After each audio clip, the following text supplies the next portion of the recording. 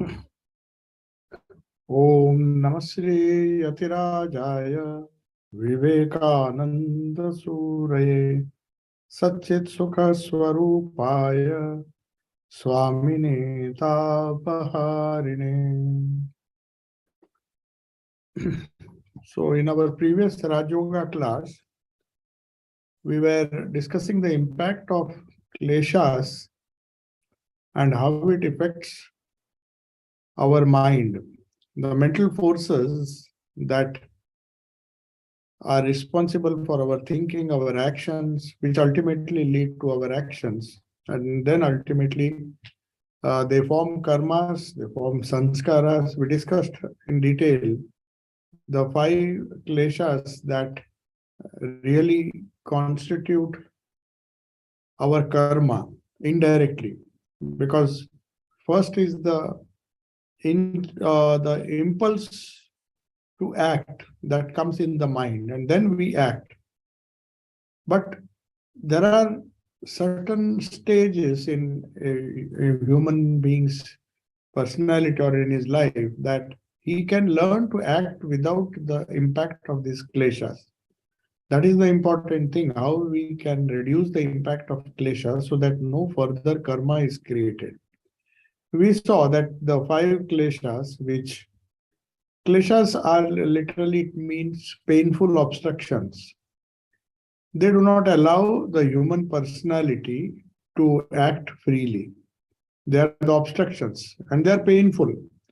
Painful in the sense, in the ultimate analysis, they are painful. They're not exactly painful. For example, raga, when you are attached to a certain thing, a certain object, or a certain person, you apparently get some kind of joy. So why does Patanjali call it klesha? Klesha is derived from the word klishta. Klishta means that which is painful. So these are painful obstructions which obstruct the jiva or the individual from realizing his true nature as the Purusha, which is pure consciousness, and he get enmeshed in Prakriti. That's the whole idea of Sankhya, or based on which we have developed, Patanjali has developed the yoga philosophy. So according to him, all our actions are motivated by these five kleshas, fundamental mental forces. The best word, nearest word in English kleshas can be translated as mental forces. So it's a distinct system of mental forces that constitute our personality, determine our past, future, and our future actions based on our past actions. Actions which have been influenced by our past kleshas.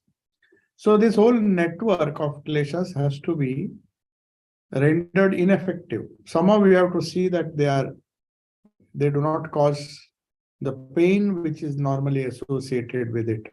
The five kleshas, as I told you, avidya, asmita, raga, dvesha, and abhinivesha. These are the only five possibilities. The permutations and combinations of these kleshas give rise to our thoughts. The thoughts get converted into action when the will is attached to it.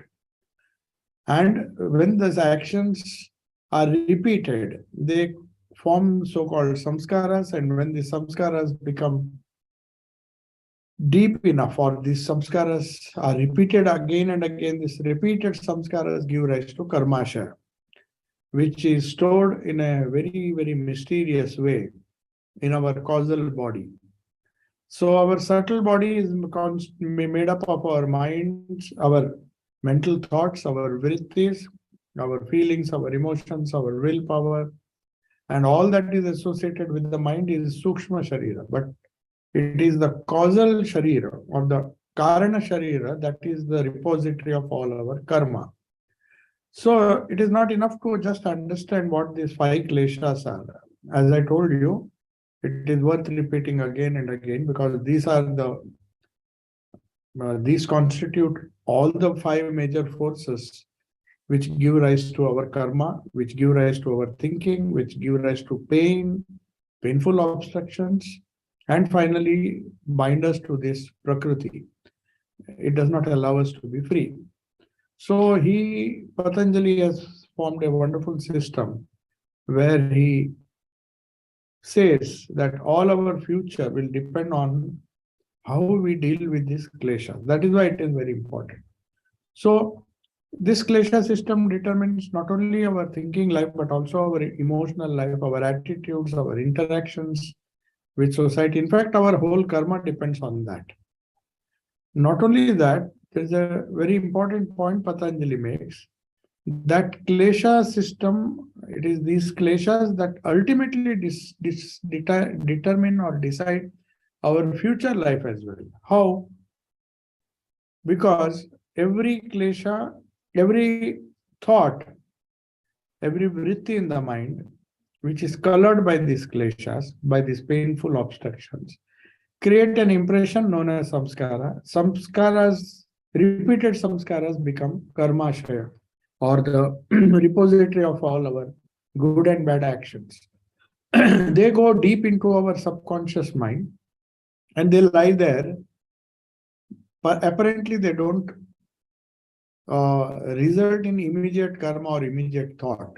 We think we are free from those, but they are lurking behind in our subconscious. And suddenly, when we least expect it, they come to the surface. They become kleshas and they become our vrittis. And then we understand that there was so much of karmashaya hidden in our subconscious or in the karana sharira. That's why it is known as karana. The causes that lead to three things, as I said, jati, ayu, and bhoga. Jati means these hidden klesha, the kleshas which have condensed or which have, or you may say, they have taken the form of, fossilized. Fossils are certain things, certain impressions, which are so old that they are no longer, apparently they are no longer effective. Fossil is not the right word, but still to give an idea how our samskaras, our immediate karma samskaras, if they are just samskaras, we can handle them because we can recognize them. Good and bad samskaras, they come to the surface, they become vrittis, then we can find out that I'm full of anger samskaras, I'm full of jealousy samskaras, I'm full of so many tendencies towards certain thoughts and towards certain actions. So when it comes to the surface, if we have sufficient willpower, we can handle them. But what about the stored ones, which we are not at all aware of? We do not know that we have the capacity to be so evil, to be so angry. Only when extreme provocation comes, we see that suddenly that anger comes and we can't believe that we could have been so angry in the first place. So these are how we have to deal with this, not only kleshas, but this karmashaya. So karmashayas, the klesha system, ultimately, the mental forces determine our future birth. How? Patanjali says, three things are determined by our karmashaya. In fact, everybody comes with his baggage of karmashaya. That is the only thing which survives the body. The physical body is burnt. Most of the prana is also rendered ineffective. We don't need prana if we don't have a body. Only some prana is attached to the sukshma sharira because it acts as a vehicle according to Vedanta and according to Sankhya and also according to yoga. So they say that whatever little prana is necessary, that carries the samskara and the karmashaya. Karmashaya means receptacle. It's the receptacle where all your karmas, you cannot wish away. They will remain with you from every successive births. They will accompany us. So we can't wish away those karmashaya. It goes with us no matter which, where we are born, how we are born. It really doesn't matter because sooner or later, these karmashaya, whatever is residue that is left, which is unknown to us, they somehow manifest, they become kleshas. And when they come to the surface, when they become mental waves, then we understand that we are all our likes, our attitudes, our interactions, our emotional life, our thoughts. We think there is an unknown source, but it is a known source, only it is not known to us. Patanjali says it is that karmashaya which you are carrying from birth to birth.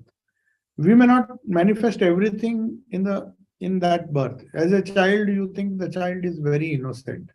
You don't see a hidden criminal in that child because his karmashaya has not been manifested. He is growing up as a beautiful child. Perhaps he's such a lovely child, but suddenly after a certain age, you find that he transforms himself into a very evil character, or maybe a very noble character. So that is because of his karmashaya. It's not because of what his parents have taught him. It definitely influences the samskaras that are given by the parents, but that is just a tip of the iceberg. What lies in the karmashaya, according to Patanjali, determines our entire life.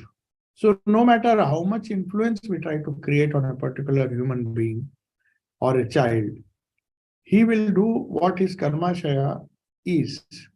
And that karmashaya, according to Patanjali, decides his future birth also. Not only this birth, but future birth. Jati, Ayu, and Bhoga. Jati means the species into which he is born. A man, woman, white, black, or race, religion. Everything is determined by his karmashaya.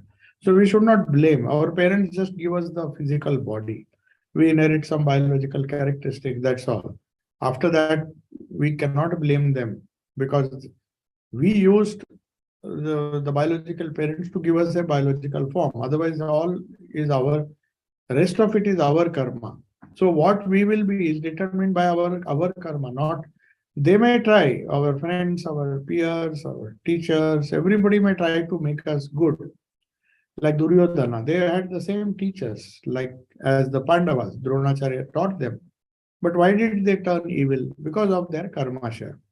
That explains that our future birth also is going to be determined by our karmashaya. So we have to be careful. First, not to create a negative balance of karmashaya, because already we do not know what is in store.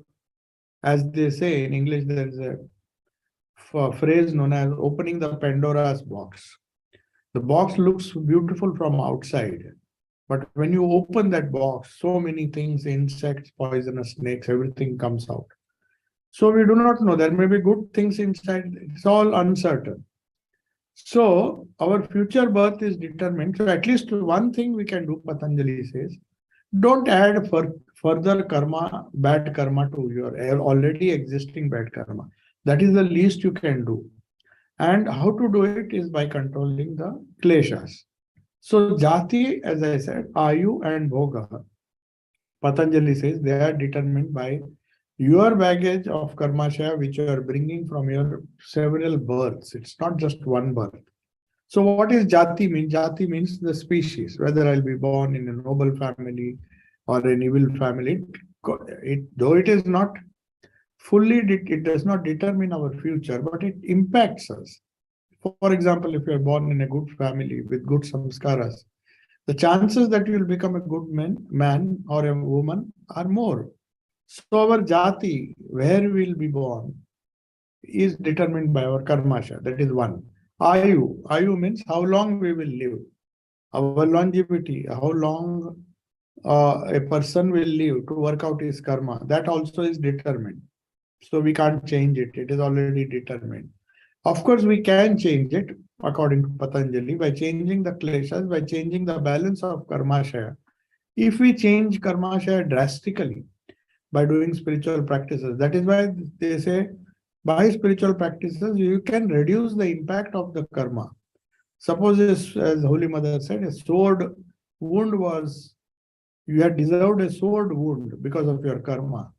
You can escape with just a pinprick.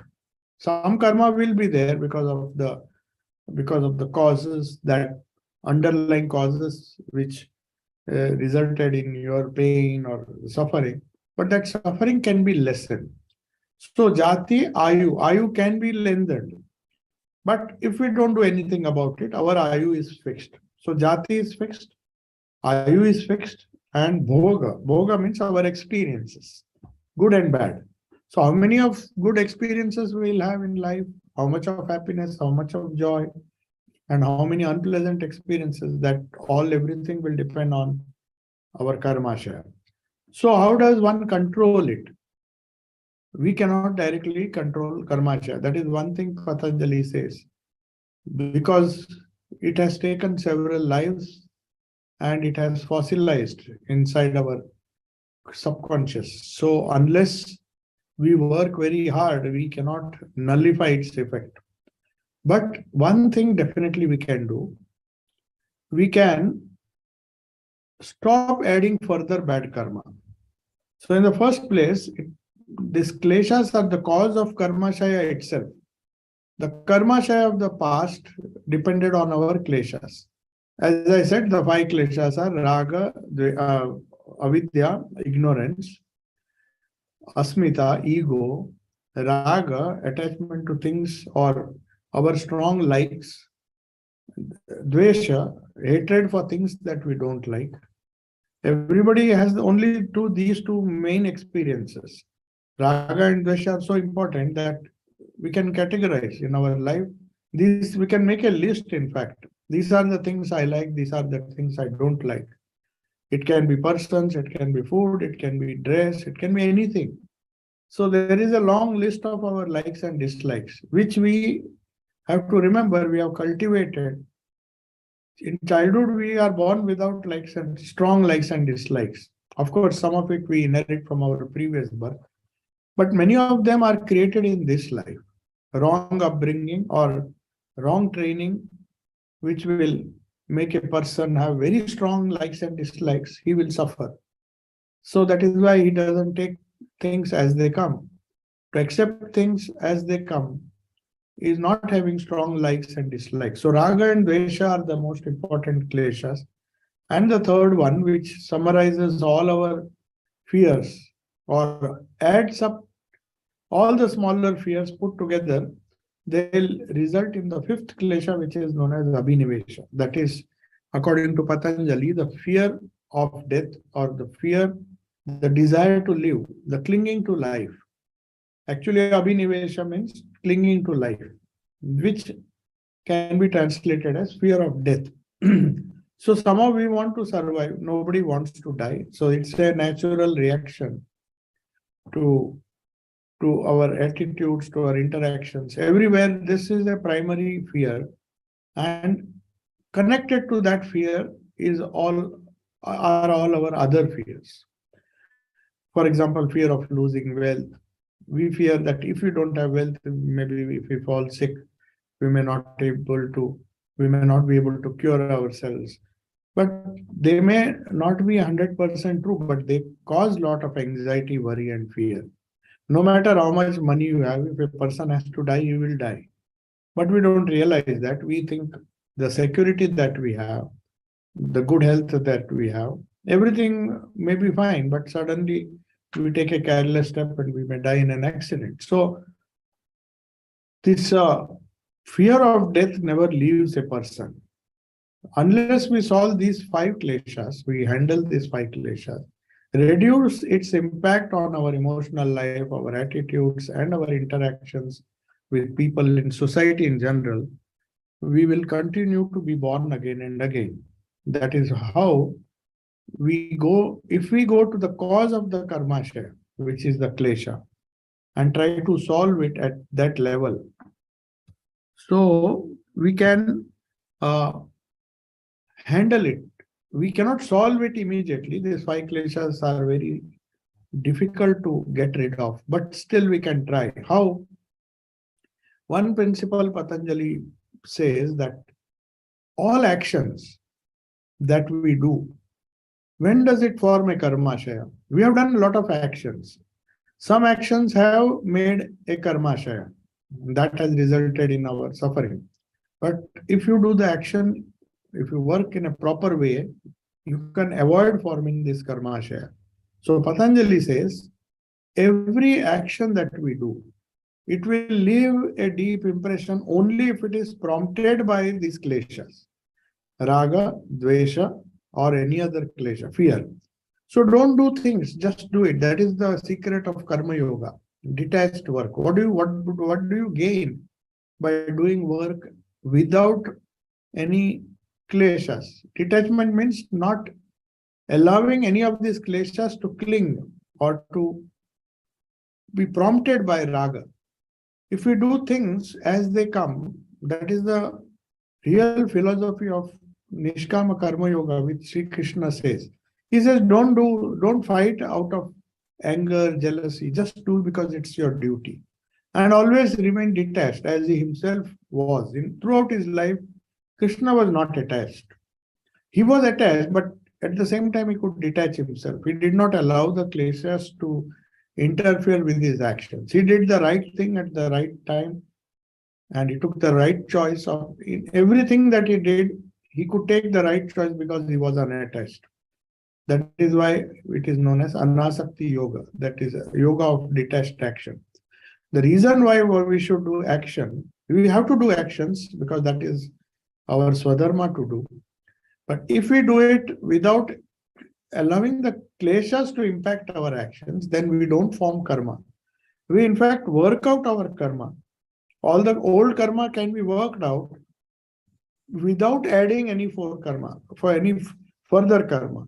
So if any action is done without raga, dvesha or abhinivesha, without fear, do it out of with fearlessness, with contentment, without desire or without hatred, just because it has to be done, as Sri Krishna explains to Arjuna.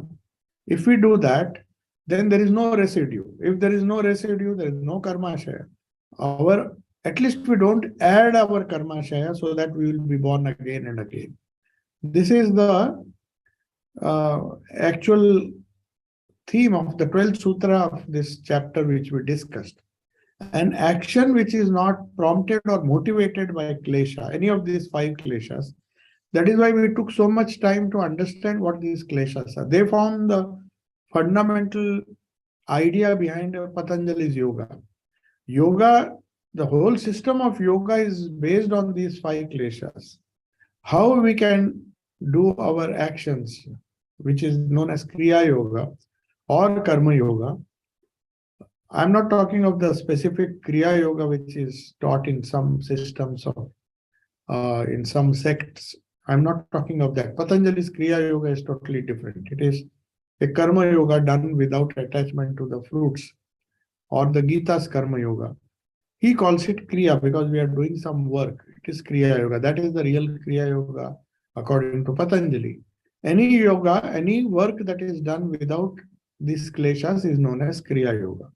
So it can be anything. It can be washing clothes, it can be brushing your teeth, it can be doing some job, doing even a professional work done.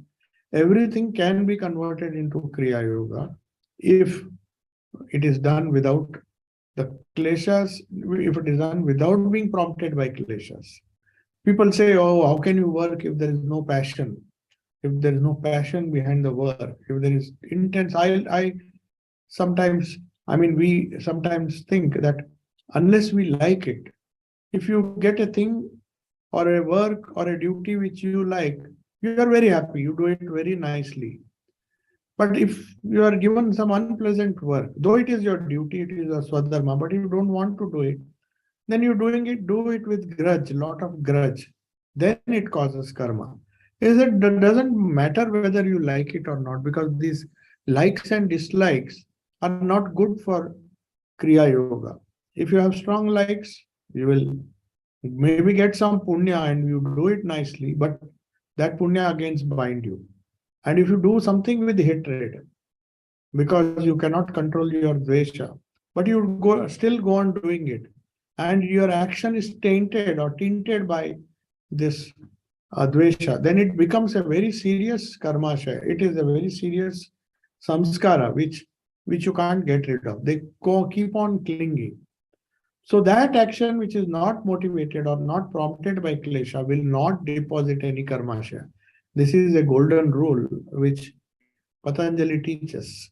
All the other meditation techniques come much later, but we have to know how to work. To do work with full attachment, that doesn't mean that you do in a very detached way and don't bother about the results. Krishna, whenever he did any work, he was fully attached. But that attachment was not the attachment because of kleshas. It was the attachment to the Swadharma. He has to do it with full attention, full skill. That's why yoga karmasu kaushalam. Yoga is also defined as skill in work. It's not the skill that we have, the mechanical skill. Anybody that way, even machines work perfectly, very skillfully. They don't make any mistakes. Or even people who are good at doing some routine work. So they do it very skillfully. That is not the skill that Krishna speaks of. The skill where you don't attach the klesha, raga, dvesha. You do things as they come to you. You don't hate the work you have been asked to do. You're not for too much attached or have attachment to the things that you like to do. In that case, you are neutral. You are like a sthita prajna. So that is the right way to work, which does not result in karmashaya. Otherwise, we are the result of our karmashaya. And we can't say that we don't want to suffer the effect of those. If we have done anything with hatred, it will come back to us with that same hatred. Somebody will hate you, and then you'll feel, what did I do to deserve this hatred? But you might have hated him and done some activity in your previous life. So it has to come back. The cause has to have an effect. So to get rid of the effect, if we don't want the effect to influence us, then we have to remove the cause. How to remove the cause? By not allowing karmashaya to form. First step is don't allow fresh karmashaya. After doing that, then we can deal with the already existing karmashaya, because they will not leave us. We might change now in this life, but what about the previous lives? We have to undergo that. That's why many good people also suffer, because they said, I have not done anything bad in this life. Then why do I suffer? Why? Many people even ask this silly question. In the internet, you will find so many questions. Why did Swami Vivekananda die young? Why did he suffer from so many diseases? He was a yogi. Because their understanding of yoga is just health, which is asana and pranayama, which is a most insignificant part of yoga. Their yoga has nothing to do. It is just so that you can keep your mind healthy, that you want a healthy body. That's the only reason why yoga is practiced. To develop a healthy mind, you need a more or less a healthy body. But if you already have a healthy mind, then the asanas and pranayama really don't matter. But then people find that is the goal of life for many of the yogis. I mean, the so-called yoga practitioners. So they think if you live for 90 years, 100 years, uh, with the power of yoga, that is the goal of life. But what's the use? What about the karmashaya? Karmashaya is the important thing. The yoga is developed only, or the main purpose of yoga, Patanjali's yoga at least, is to remove this karmashaya, the impact of karmashaya, so that you get nirvana, or you get nirvikalpa samadhi, or any kind of, in Vedanta we call it nirvikalpa samadhi, moksha. The union with Purusha takes place. You are not influenced by Prakriti. That's the goal. To free oneself from the clutches of Prakriti, which is a result of our karmashaya. So that is the main ultimate goal of yoga. Whereas health and other things, pranayama, asana, they are incidental, they are aids or helps to that. That is why Swami Vivekananda's, the question why he was not healthy, or because he had accomplished, I mean, he had achieved the goal of yoga. So it really did not matter. Even Sri Ramakrishna did not live long.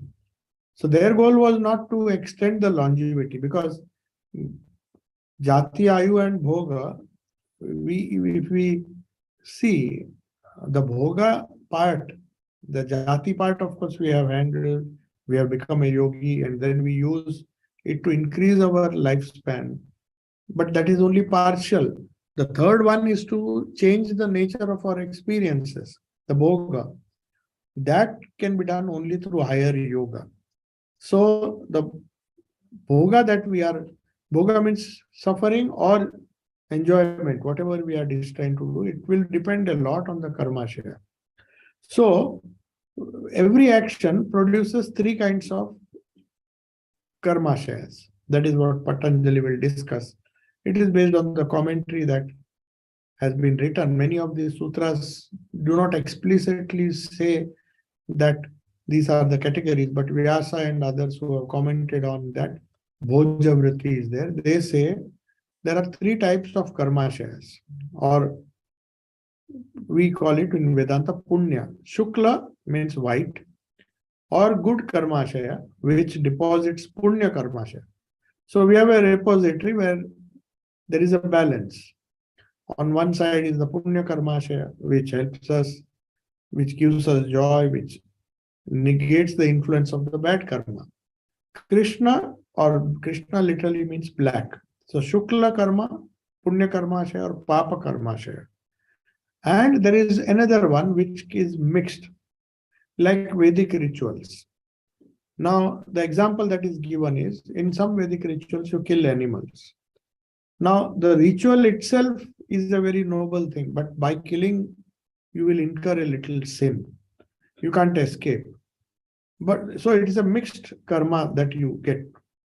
That is why perhaps too much of dependence on rituals was not encouraged. In the Jnana kind of Upanishads, they say at a lower level, definitely it might help a little, but it will have its negative effect also, especially if you do animal sacrifice or even other herbs and all, because you are incurring some kind of sin. If there is a desire to go to Swarga, which Nachiketa's father had, he told him this will not lead you to a state of yoga. It will in fact bind you down to this earth. It may take you to Swarga, but that will not give you yoga. So this mixed karma, like rituals. So most of the rituals come under this mixed karma. That is why Gita says the highest among rituals is the Japa Yajna. Yajna nam Japa Yajnosmi. But most of the people start with the lower rituals because they are not even capable of controlling their mind. Then at least something is better than nothing. Instead of doing evil things, do some yajna and all those things. But once you pass that state, then the higher forms of yajna come to you. So the Shukla Krishna yajna or Shukla Krishna karmashaya is a mixture of good and bad. It deposits both a lot of punya karma, but also a little of papa karma also. Then there is some karma which is also known as Ashukla Krishna karma, which is selfless karma, which does not deposit karmashaya. This is the most important karma. Nishkama karma yoga. It does not deposit, but what does it do? If you do detached action, many people don't understand what's the fun of doing action continuously if there is no passion or no motivation for that. Why do we at all have to do? It is just to work out the old karma. At least it will not deposit further karma. That is its greatest advantage. So that is why Krishna was told in the 3rd chapter and the 4th chapter by Krishna.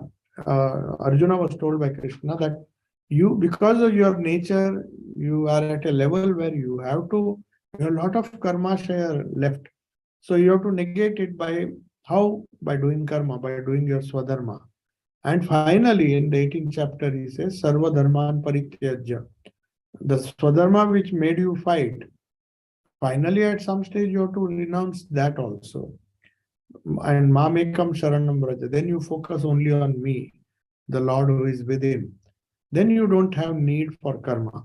But till then, you have to do Ashukla Krishna. Shukla means white. It is neither good nor bad.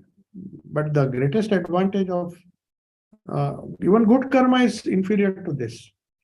Neither good nor bad means detached karma. It is the highest form of karma.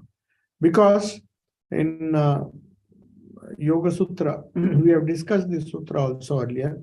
I forgot the exact sutra. It says, this does not deposit karma. Karma shaya means nothing goes in our karma shaya. Whatever little karma shaya is there, then we can deal with it. We have to first see that we don't add more problems. Then we can solve the already existing problems. Second, the kleshas kleshas have a double effect. If you have kleshas, they are very important because first it creates new karma. Second, it fructifies the old karma, which is known as prarabdha karma. We have the karma shaya, which is known as sanchita karma, the stored karma. Whereas when its effect is seen, you suddenly lose something, some accidents happen, you think, from where has this karma come to me? That is because till now it was not prarabdha. But when it starts acting upon our life, then the karma shaya becomes vipaka. Vipaka means that which fructifies. You get the fruits. You have sown some seeds and you think there's nothing there. These weeds grow up. When it starts disturbing you, then you realize, oh, I should have cleaned the bed and removed the weeds when they were small. Now they have become big. So this vipaka also is facilitated by this klesha. So klesha, to handle these 5 kleshas are very important because on one side, we don't add further karma. On the other side, we don't allow the karma shaya to bear fruit and cause our prarabdha karma and disturb our life. So this is, if the kleshas are not there, these kleshas are like water.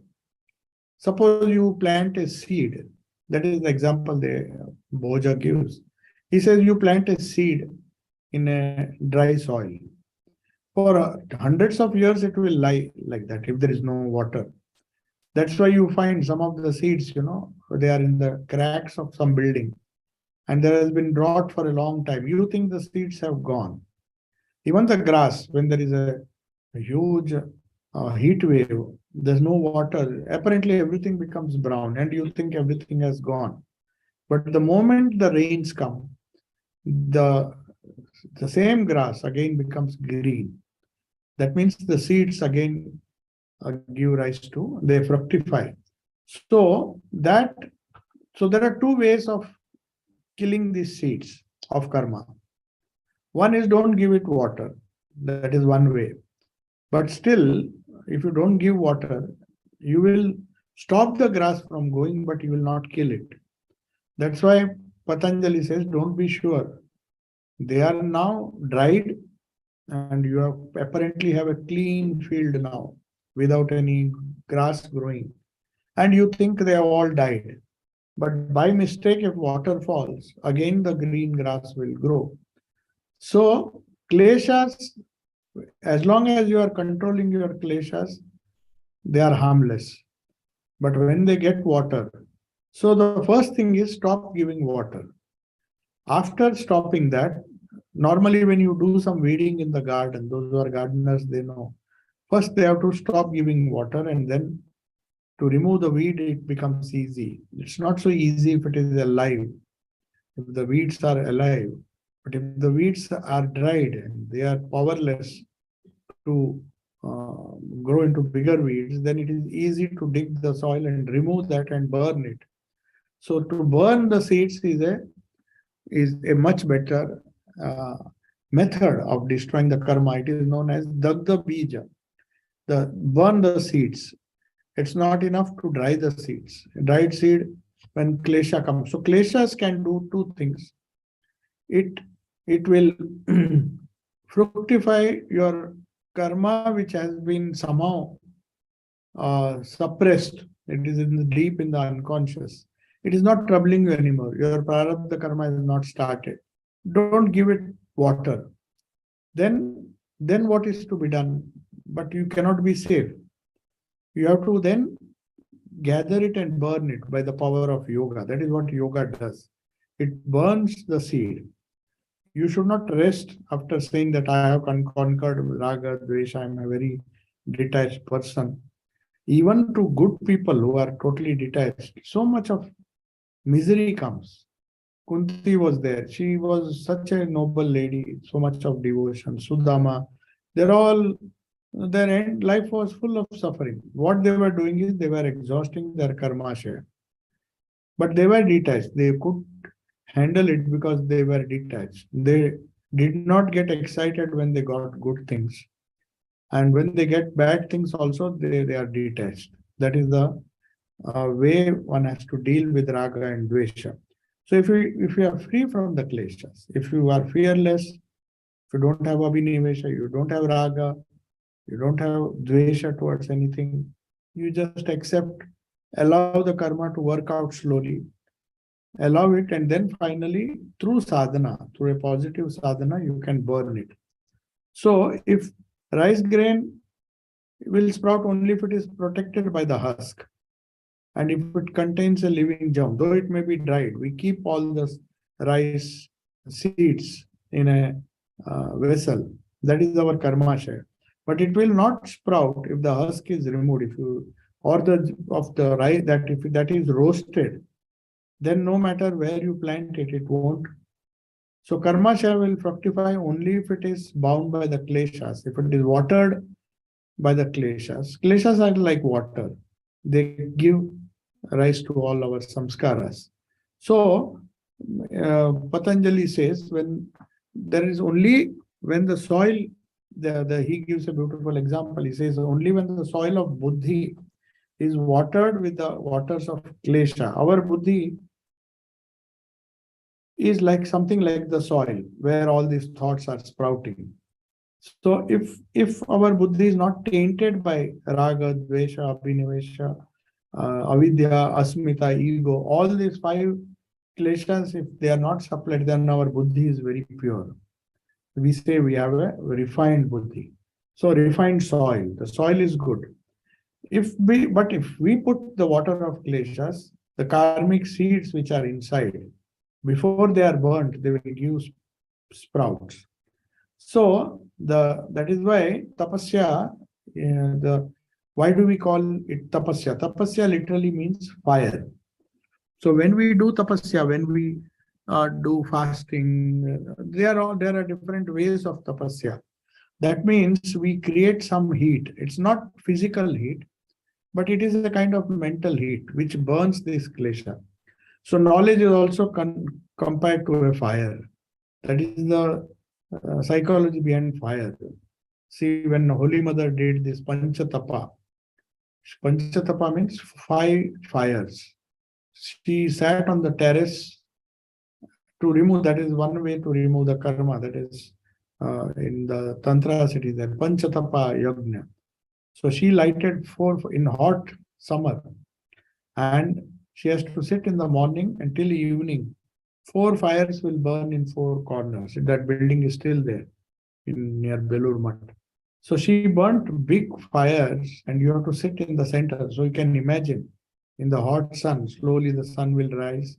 And the 5th fire is on the top. When the sun comes midday, the 5th fire will burn from top, and 4 fires will burn from all the 4 corners.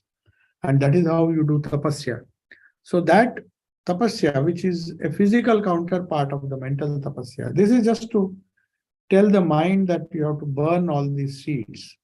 The karmic seeds have to be burnt by the fire of jnana, the fire sacrifice, not just the physical fire, but the jnana burns that, and then it will not sprout. The seeds will be burnt.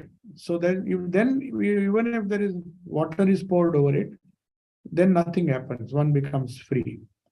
So one thing has to be remembered here in this context, that the karma shaya which every person has is a wholly unknown thing, even to the unless one is a Brahma Jnani. As Sri Krishna says, I know my past, I know my present, I know my future. You do not know, but I know everything. That is why I could show the cosmic form. Except for avatars and except for free people, all of us, for all of us, karma shaya is a mystery. Mystery in the sense it is an unknown factor in our life. We suddenly have to suffer so many things in life which we think we don't deserve. Some sickness, something or the other comes, props up in our life. There is continuous suffering. Some people, they apparently, they're very evil people, but they seem to be leading comfortable lives.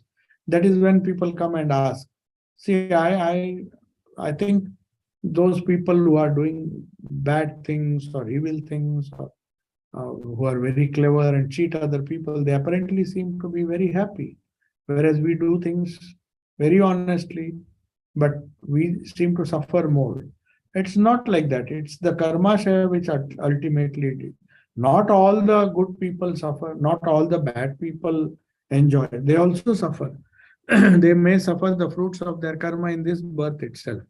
So everything depends on this unknown factor which is known as karma share. We do not know where it is, where it exists in the Karana Sharira, we call it, where it is and how it operates.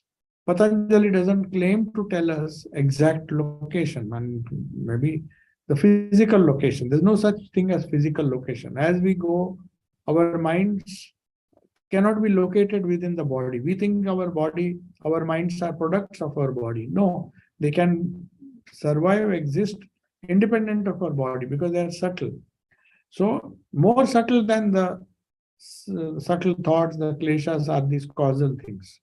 So apparently, thoughts can be perceived by us. We know when we get a good thought, we know when we are angry, we know when we are full of anxiety, when we are worrying, we are depressed, we are happy. These mental states are observed by us, by some entity known as the self. It is a witness self which sees all these things. But if you try to see what your karma shaya is, suppose somebody is asked, can you tell me how much you will live? What is your jati, ayu, and bhoga? What are your experiences? Nobody can say because it is uncertain. That uncertainty is what makes us anxious and worry. We worry about the past. We worry about our past karmas. We don't know what it is. We worry about the present. Present is not so full of suffering. Present, many times we can deal with the present, more or less in most of the situations. But it is the past and the future that haunt us. We unnecessarily worry about the future because we keep on planning. The future absorbs our attention. That is because of this unknown factor known as karma shaya. We know that this karma shaya is like a unexploded bomb. It is there, we know it is there. It may or may not explode. If you are lucky, it will not explode. If it explodes, what to do? So there's a lot of anxiety. We do not know how it is, where it is, what we have done in our past lives to deserve all that suffering now, and how it is operating, why it is troubling us now. We are apparently trying to do so much of good, but still we are suffering.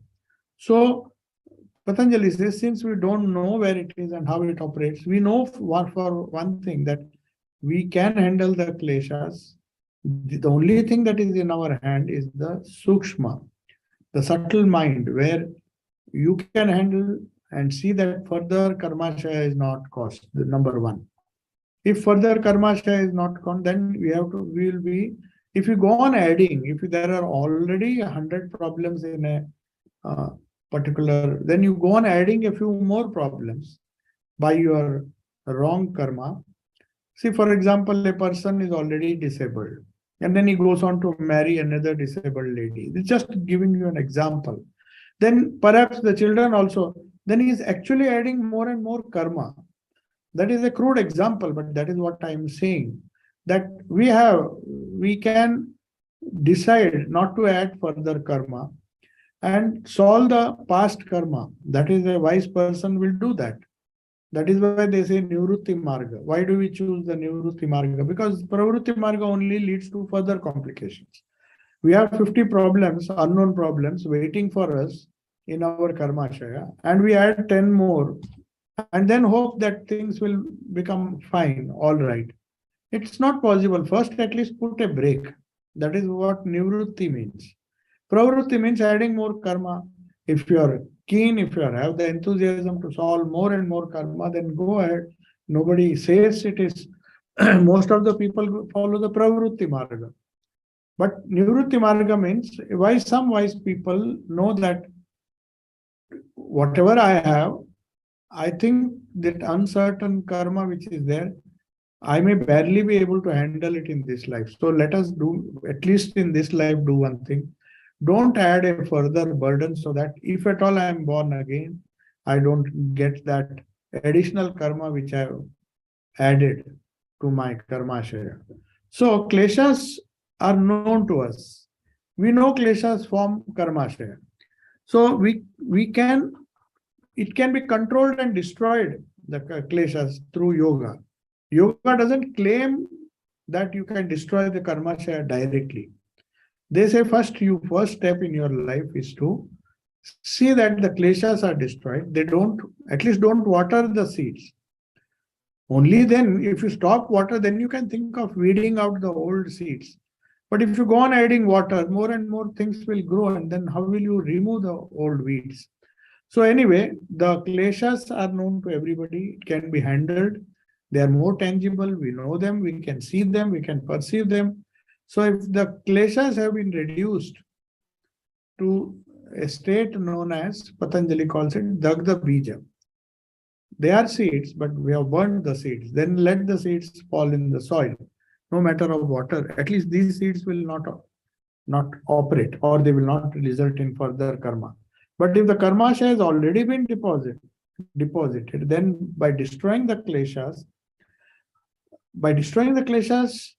you know that there is a lot of uncertain karma remaining. But at least to give you some relief, you don't allow the karma shaya to disturb your life, which will happen if we have these kleshas. So in both the cases, to prevent further karma from being added, or to prevent the already existing karma shaya to cause disturbance in your life, painful obstructions in your life, you have to control these kleshas. Though both can be prevented. So the aim of Patanjali's yoga, ultimate yoga, the higher form of yoga, is to destruction of karma shaya. It's not the preliminary aim is to destroy the kleshas. Karma shaya is beyond our reach. We do not know whether we will be able, but at least we can destroy the kleshas.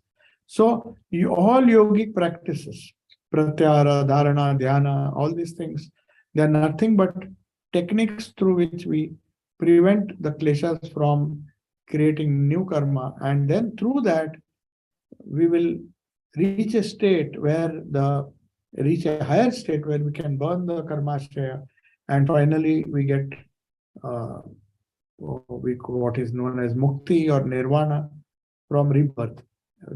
That is the only reason. If we want to solve the problem of life, then you have to solve the problem of death. What is the problem of death? That every time you fail to destroy your karma, you will be born again and you will die again. The fear of death will remain. So to remove the fear of death, you have to conquer death. That's the whole idea why Nachiketa goes to Yama. He wants the answer to that. He said, my father, whatever he is doing, he's just adding more karma. He'll go to Swarga, come back, and again go do the same ritual, and he will get stuck in this cycle, vicious cycle. Though he is trying to, he thinks he's doing some good things, but your Nachiketa was wiser than his father. So he goes to Yama. He says, I know this, whatever I may do, all the punya that I get, ultimately it will be transient. It will be snatched away from me. So I want to reach that immortality. I don't want to be born so that I become one with that Brahman, or in Vedanta it is known as Brahman, in here it is known as Purusha. So what we discuss, what Patanjali discusses, is a very, very sound technology. Yoga is technology. Vedanta gives the theoretical framework. Yoga gives you the Ashtanga. Yoga gives you the 8 steps where you can, which is like a graded course. We start with asana, yama, niyama, asana, pranayama, then these are the first four steps. But they are just the preparatory steps. Then we go to the pratyahara, which is pratyahara helps us to destroy the kleshas. All the other four steps, including pranayama, of course, everything helps us directly or indirectly to reduce the impact of kleshas in our mind. The powers of our mind are focused. They can be concentrated on higher techniques of yoga, which lead to mukti or which lead to freedom from the clutches of Prakriti. But according to the theistic schools, not the Advaita school, Advaita has no problem with this yoga, though they think it is an inferior system. They directly go, they say, follow the path of neti neti. They said, why do you bother about this kleshas and all? Everything is good and bad. You just say not this, and you reach the consciousness. That's a shortcut, but very difficult for most of the people. So, but there are some schools, we should also accept that, where they think God or avatar, that is the idea known as grace. So we surrender everything to God. So God has the capacity. That is why we call, when we chant that famous hymn to Ramakrishna, Khandana Bhava Bandhana. Khandana means one who, breaker of the world's bondages. So they, by meditating on some avatars or avatara purushas, which Patanjali also says, by meditation on the great souls, you can practice Kriya Yoga, destroy this. You can do it by on your own, by preventing this kleshas from impacting your life, but at the same time, you can also depend on Ishvara Pranidhanadva. And we can also do it by the grace of God. So, Avatara can modify, they have the strange or very powerful capacity to destroy the karmashaya directly. You don't have to practice, you can practice yoga simultaneously, but they have the capacity to destroy those bhoga, this karmashaya directly. So they because of their power or because of their being one with the infinite consciousness, that infinite power of Brahman or of the incarnation, if we have connected to that source within, that's why we meditate on the Lord within and connect. Once you develop that connection, then what you do by the Patanjali's methods of removing the kleshas is done by the Ishta himself. He does it, he burns it, he does everything. You just have to have more and more faith, repeat his name, pray to him to remove the kleshas. So, to sum up what we discussed, we have about just 1 minute now, 1 or 2 minutes, then we'll see if there are some questions. There are already some questions. Okay, then I will discuss the other things later. Let me answer the 4 questions now.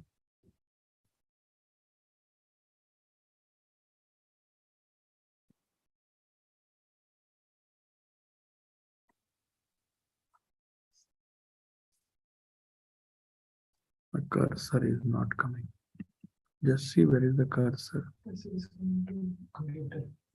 Oh, it has gone there. Yeah, that is the problem. You know what happens is, you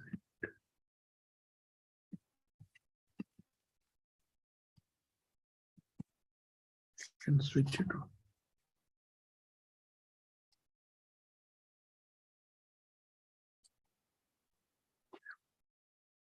Yeah. So there are 3 questions. According to Vedanta, the world we live in is an illusion and our daily life is a drama. Then why does past or any karma affect us? Yeah, that is what I discussed now. That is what Gyan Yogis say. But the problem is, do we really think that it is an illusion? Not when we are hungry. We run after food. So one should be more realistic. Vedanta says it is a drama and all this. Very good.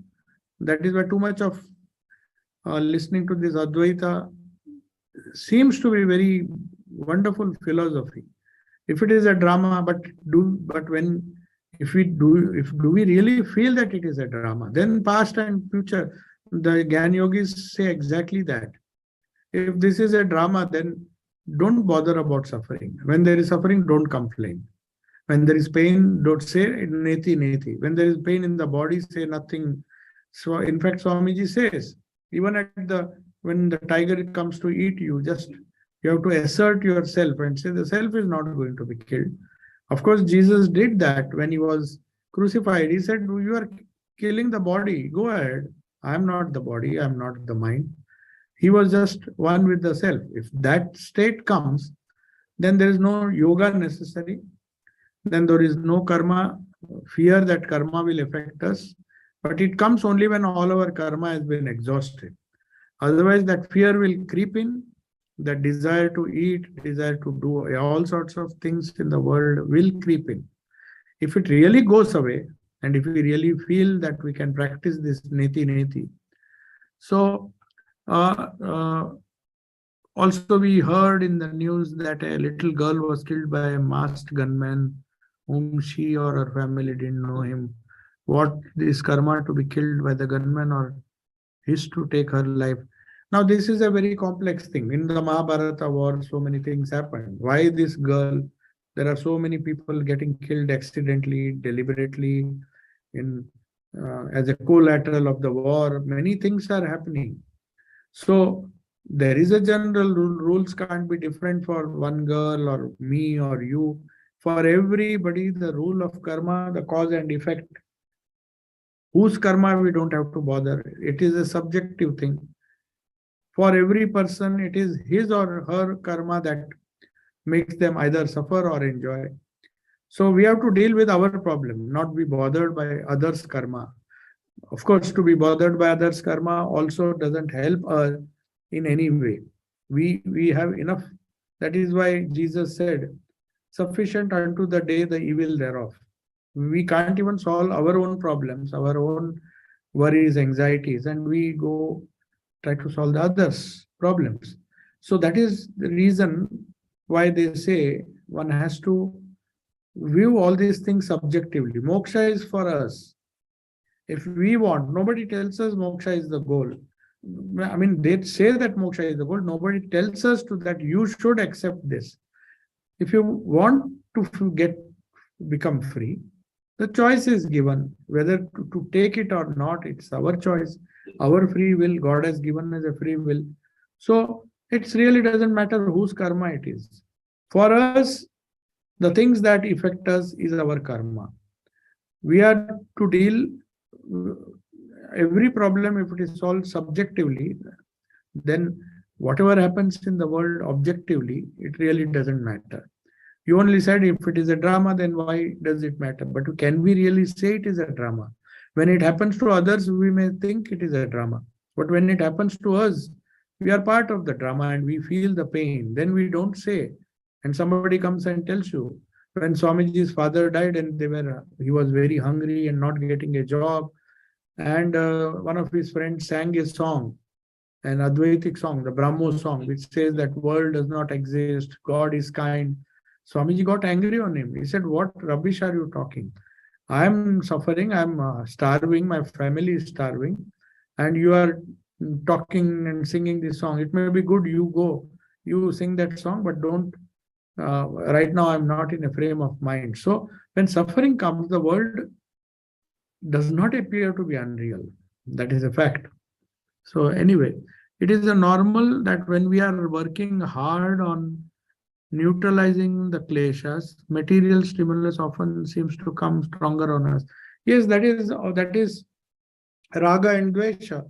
If we are fighting, the kleshas are always troubling us. That is the challenge. That is the whole battle. So when we are trying to control some other kleshas come. If raga goes, dvesha comes. If dvesha goes, a little of raga, fear comes. So many things come in very complex ways. If everything goes, then ego comes. So ego is also a problem. Avidya is also a problem. So there are 5 kleshas, and each one of them has to be dealt with. When you're dealing with one, it is very natural that the others will come and trouble you. So you have to deal, you have to fight a battle. That is the real challenge in yoga. Now, I struggle with a pratyahara. Are there any practical tips you can give to succeed in pratyahara? Yes, definitely. For all the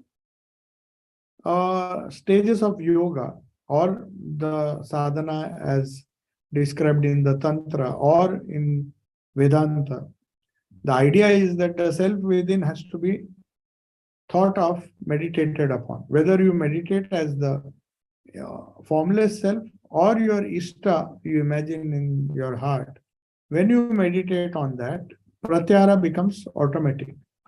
Pratyahara, dhyana, dharana, they all come. So it is a all-comprehensive solution, this mantra japa, which is a synthesis of Tantra, Yoga, and Vedanta. Vedantic principle, when it is applied, and when we take up a avatara or a personality or a form and meditate on that form as formless. It is a formless aspect that we try to meditate, but our mind cannot grasp it. So we take a form of Krishna, we take a form of Rama, take a form which we like. We know our weakness, we need a form to go beyond form. So pratyahara and all the other steps of yoga, they can be the higher yoga, I mean the next fourth step, pratyahara, dhyana, dharana. They can be practiced by practicing a simple technique known as dhyana. Of course, it becomes dhyana much later, but we start with meditating, focusing on a form within, which is of the nature of pure Brahman, which is of the nature of Purusha. That's the shortest, not shortest, that is the easiest and the best way. So along with that, we repeat the name. There is power in the spoken word, the power in the sound, which helps us to visualize the Ishta. So that is known as mantra diksha or mantra spiritual initiation, where you start seriously on a path which helps you with the help of sound symbols and the form that you meditate upon. When sound and form comes together, everything in the universe loses its hold upon you. Because the universe, according to Vedanta, is nama and rupa. Any object that I run after, or I want, or I hate, has a nama and has a rupa. Nama means it has a name. Maybe in your own language, it may change from language to language, but the form doesn't change. Form is same, but based on that form, you have a name in mind. Whereas this mantra, what it does is it reduces the impact of nama rupa on you. And in that process, it reduces your suffering. That is the goal. That is the shortest way to practice pratyahara. Okay, can it be like this? Somebody is asking. When one remains detached and with the right spirit tries to exhaust their unknown karmashaya, one feels the pain like tapasya. But how to get over the physical exhaustion unless one takes a break from it? Yes, other actions like material stimulus mentioned about we taking towards pravruti and nivruti. So how to rest? Swami Vivekananda said, no rest, keep struggling. Yes, in a way it is true. But there is a thing known as alternate repose and work. Swami Vivekananda himself said, there is a, Buddha himself said, for example, Buddha said, if you tighten a string too much, it will break. It will not give the proper sound. If you loosen it too much, then also it will not give a sound. It has to be tuned perfectly. So Swamiji says the best thing to do when we are doing sadhana is alternate repose and action, alternate work and repose, rest, work and rest. So we have to judge for ourselves how much of work we can do without causing that kind of exhaustion, which will really drain our mental energies. Take a little rest. Then that is what retreat means. Spiritual retreat actually means that. But according to Swamiji, meditation itself can give you the highest rest if one is adept in it. But it will take time to use meditation, because when you say rest, when we really try to take rest, We may lie down, then they have these techniques known as Shavasana, and where even the thoughts, even the nerves, even everything has to be loosened. That is a very effective asana for many people. They do it, but that will remove the physical exhaustion. But what about the mental exhaustion? We have to silence the mind. It's not enough if you give the physical body some rest. Physical body needs rest, obviously it needs. But at the same time, the mind also gets some rest. If you repeat some name or prevent unnecessary thoughts from jumping up. It's a very, very tremendous task, no doubt. That is why we do spiritual practices. That is why we do prayers. That is why we seek the power of the Shakti, Divine Mother, or our Ishta, who is nothing but the Prakriti is nothing but the manifestation of that Purusha and in our day-to-day world. So when we take her help and pray to her, meditate on her or meditate on the Ishta, the higher cosmic forces come and our mind becomes steady. It's a very slow and long process. No doubt it is, but that is a sure process. Though it is slow, it is a sure process. There's no other way. So Holy Mother says that when you unwind the wheel of threads, the same color of threads will come, which at one point of time we released them in the past. So the bad vrittis or thoughts might seem to agitate while doing sadhana. Yes, yes, that is what Holy Mother said. So one need not be alarmed. When we are doing sadhana, sometimes the old karmashaya comes to the surface and we think, oh, we have not conquered our kleshas. But they will go away. We have to just watch them. That is why the first thing before meditation that is being taught, the first thing is to just watch the thoughts, allow them to calm down. Once the kleshas are calmed down, then the karmashaya, the old thoughts, the old samskaras, they will not haunt, at least during sadhana. They may come up. When you do sadhana again, after some time, they may come up. So it's a constant battle going on and we have to be patient. Yes, if we try to be dispassionate a little bit, problem may reduce. Am I correct? Yes, that is the only way. If we are dispassionate and do karma yoga, then many of our problems are solved because the kleshas are not there. So you don't feel the pain-bearing obstructions. You just do work because it is your swadharma, it has fallen to your lot. You do it, but at the same time, as the question was asked, don't exhaust yourself in that. So yoga, karmasu kaushalam means you have to balance your activity and your alternate repose and work and repose. That is Swamiji's formula. So too much of activity is bad, too less activity is also bad. So there should be a balance. Now and then you have to retreat where if you can't get a calm place, many people have the luxury, but they don't know how to use. They are so extrovert. They want to socialize. They want to go here, go there.